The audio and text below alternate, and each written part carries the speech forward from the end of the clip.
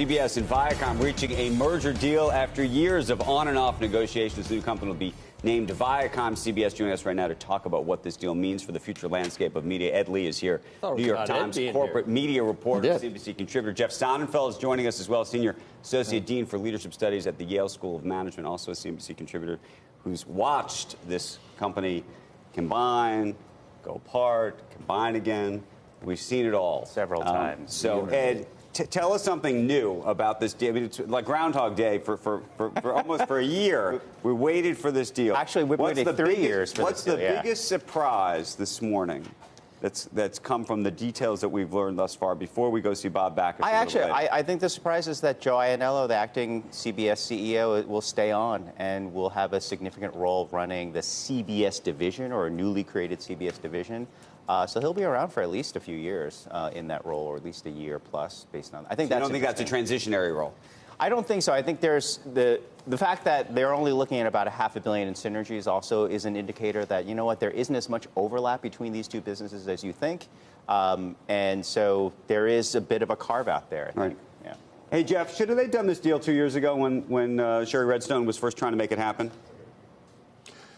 This is a great triumph to Sherry Redstone. You know, it's and the timing of this is really just incredible with all the consolidation in the industry. That it was the old radio comedian Fred Allen who used to say that imitation is the highest form of television. He didn't like TV, and yet with the AT&T massive deal, of course, with Time Warner and the exciting deal happening with Disney and Fox, and all this consolidation, which of course our parent Comcast here in NBC kicked off, is these guys just doing one more? No, this goes back 67 years that they've been together and apart. The meiosis and mitosis here is amazing, and it was driven by personalities most of the time, a little bit by regulation, most of it by personalities, regulation that was reversed. People didn't get along with each other, so I think Ed's right. The fact that Joe Iannello and Bob Bakish get along so well. Bob Bakish is a still waters run deep guy, but Sherry Redstone, she's going to be now one of only 7% of major corporations chaired by a woman.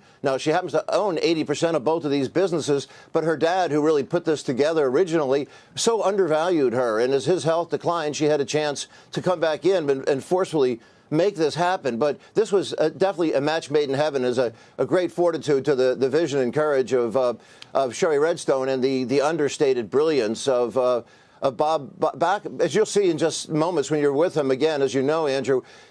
In a world full of pitchmen in the show business world, he is the classic still waters run deep. And the last year's performance just proves that the recovery a bit of Paramount and other things, the ad surge. Right.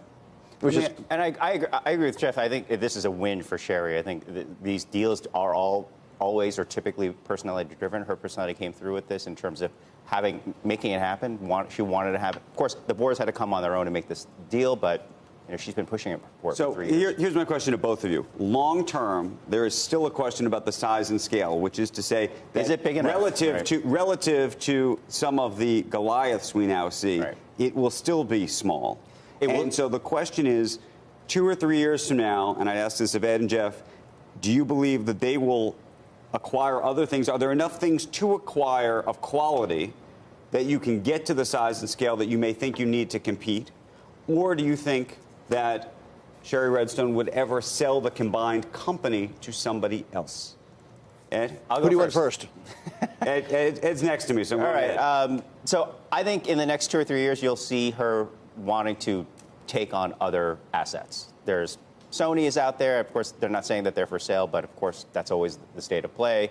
Networks like AMC, Starz is something that they've been looking at as well. Even if she sort of makes these deals, Discovery is also out there. It's not quite big enough, I think. I think it makes it maybe a more attractive company overall. You sort of combine them, do some synergies, slim some things down, and then that combined thing in 2 years could become an attractive target for someone else. Jeff? I agree, and I'll add to what Ed put on the list. And good for you, Ed. I would agree with both of those opportunities. Is that, as you mentioned, Discovery, Judith McHale on the board, who used to be a Deputy Secretary of State, she brilliantly and far lower compensation and with great humility led Discovery on some of its biggest and best years. Tremendous relationship with John Malone. She's on the board, and that's a great asset. She certainly could help make that happen. Also at Sony, as you mentioned, Nicole Seligman, who was president of Sony Entertainment and a great attorney, she can make this happen. And then Strauss Zelnick presents an opportunity as the interim chairman at CBS.